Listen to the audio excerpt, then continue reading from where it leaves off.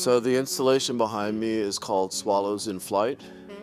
It's about a 20-foot diameter, highly crafted stainless steel ring with about 2,500 swallows suspended by very thin aircraft cable. The inspiration, well, we're in an airport, so it's about flight. I was absolutely delighted. It came out more prismatic, more dynamic than I had imagined. I mean, we do computer renderings and we do mock-ups, and it's all very thoughtfully done, but still, it's not the real thing until it's the real thing, and so I was just thrilled with how it came out. Yeah, just we were coming here and just having a look at it, and it was unbelievable. I have never seen this, and it's a new experience.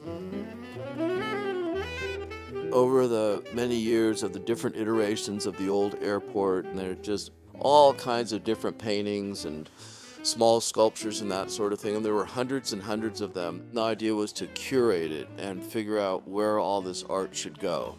It was decided that the executive offices would get the paintings. And so we carefully curated the placement of each piece of art. You really feel like you're in a gallery or a museum. It's very unusual for an airport to have a collection like that.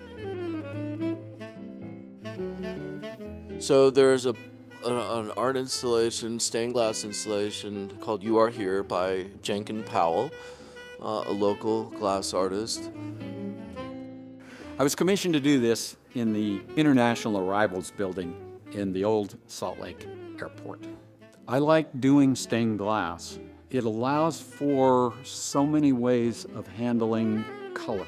The color of glass is different than color of paintings in that light comes through the glass, whereas a painting is reflected.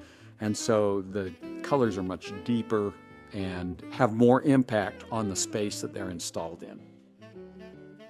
The fact that they moved this panel from the old airport to this airport, to me, is a huge honor. After walking through and seeing the other pieces of artwork that are in this building, I feel like I'm a dwarf amongst the giants. We're thrilled that the airport was able to preserve his work, and I know that he's very proud of it, as he should be.